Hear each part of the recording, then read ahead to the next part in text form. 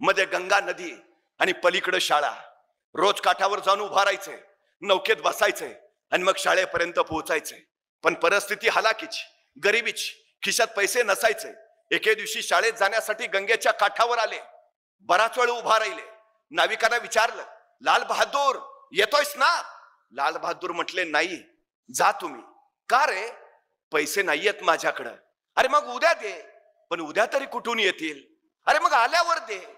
नको, आई सांगते, आपलं ओझं दुसऱ्याच्या डोक्यावर नको. तुम्ही जा, मी येईन. नाव निघून जायची. लाल बहादूर शास्त्री अंगावरचे कपडे काढायचे, त्या कपड्यात स्वतःची वह्या पुस्तक गुंडाळायचे, त्याचा मुंडा असं डोक्याला बांधायचे आणि सरळ गंगेत उडी घ्यायचे. झपाझप पोहत पलीकडच्या काठावर पोहोचायचे. परत काठावर कपडे घालायचे, वह्या पुस्तक हातात आणि मग शाळेत जाऊन बसायचे. परिस्थितीशी लढणारे ते लाल बहादूर शास्त्री या देशाचे पंतप्रधान झाले. संघर्ष तुम्हाला घडवतो.